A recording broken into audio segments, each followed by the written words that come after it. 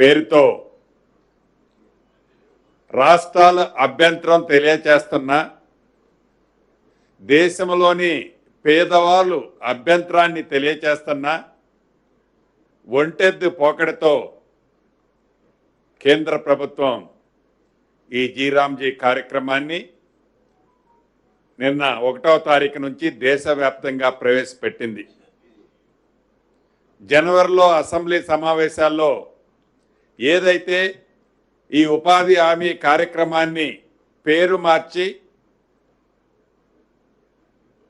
పేదవాళ్ళ హక్కులను హరించే విధంగా ఈ చట్టాన్ని తీసుకొచ్చిన అంశంలో తెలంగాణ అసెంబ్లీ ఏకగ్రీవంగా దాన్ని వ్యతిరేకరిస్తూ తీర్మానం చేసి కేంద్రానికి కూడా పంపటం జరిగింది.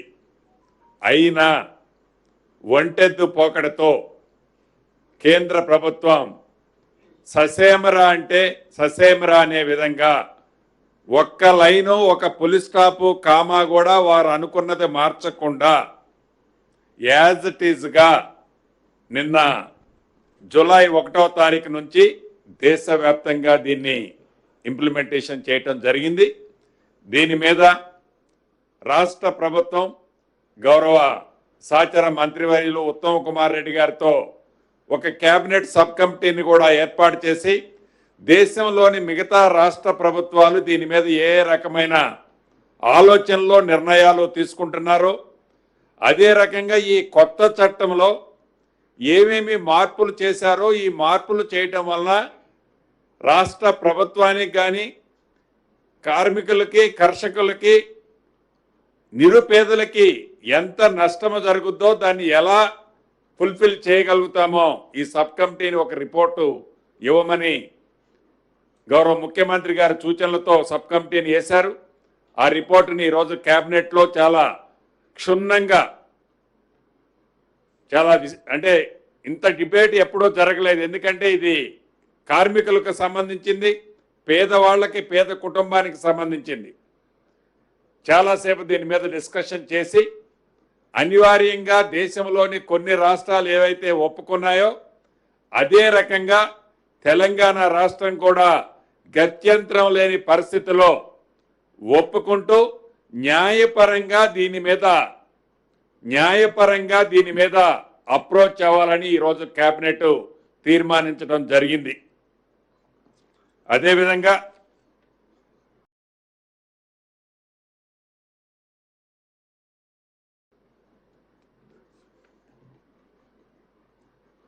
రాష్ట్రంలో ఉన్న స్కూల్స్ జూనియర్ కాలేజీలు అప్ టు 12th వరకు ఎవరైతే విద్యార్థులు ఉన్నారో వీరందరికీ మధ్యాహ్న భోజనం కార్యక్రమం, అల్పాహారము, పాలు ఇవ్వాలి అని కేబినెట్లో నిర్ణయం తీసుకోవడం జరిగింది.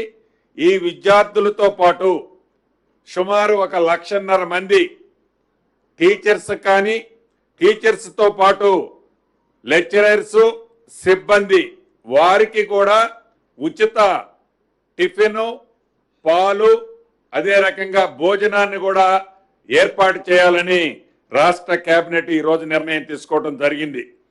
అదే రకంగా పేదవాడికి మంచి వైద్యం ఇవ్వాలని ఈ రాష్ట్ర ప్రభుత్వం ఏదైతే దృఢ సంకల్పంతో ఈ వైద్య హెల్త్ సెక్టార్ని మరింత స్ట్రెంథెన్ చేసే దాంట్లో భాగంగా టిమ్స్ సూపర్ స్పెషాలిటీ హాస్పిటల్తో పాటు సనత్ నగరు, ఎల్బీ నగరు, అల్వాలలోని TIMS, Warangal super speciality hospitals already as early as possible complete చేస్తూ వాటిని రన్నింగ్లోకి తీసుకురావడానికి 6,278 పోస్టులు, 6,278 వివిధ కేటగిరీలకు సంబంధించిన పోస్టులను కూడా రాష్ట్ర కేబినెట్ ఆమోదించడం జరిగింది. దీనితో పాటు ఇందాక ఏవైతే ఈ 4 కార్పొరేట్ స్థాయి హాస్పిటల్స్ చెప్పానో భవిష్యత్తులో ఈ హాస్పిటల్స్ కూడా సీఎం రిలీఫ్కి సంబంధించిన ఎల్ఓసీలు ఇవ్వాలని కూడా రాష్ట్ర కేబినెట్ నిర్ణయం తీసుకోవడం జరిగింది. అదేవిధంగా రాష్ట్ర ప్రభుత్వం హైదరాబాద్లో ఏదైతే రివర్ ఫ్రంట్ ఉందో మూసీ ప్రక్షాళన చేసే దాంట్లో భాగంగా ఫేజ్ 1కి సంబంధించి గాంధీ సరోవరకు ఉన్న వి షేపులో ఉన్న ఆ మూసీ రివర్ని 21 కిలోమీటర్లు ఫస్ట్ ఫేజ్లో రాబోయే కొద్ది రోజుల్లో టెండర్ పిలవటానికి ప్రిపేర్ చేశారు. దానికి సంబంధించి 7,345 కోట్లు 7,345 క్రోర్స్కి రాష్ట్ర కేబినెట్ ఆమోదించడం జరిగింది.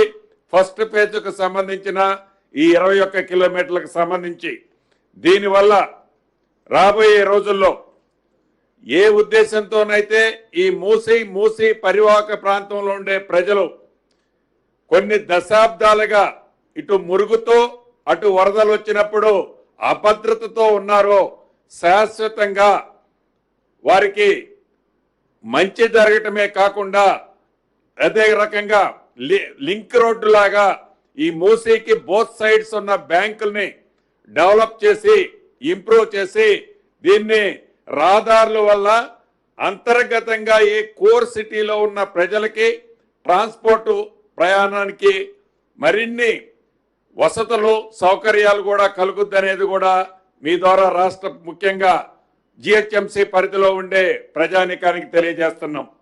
అదేవిధంగా ప్రధానంగా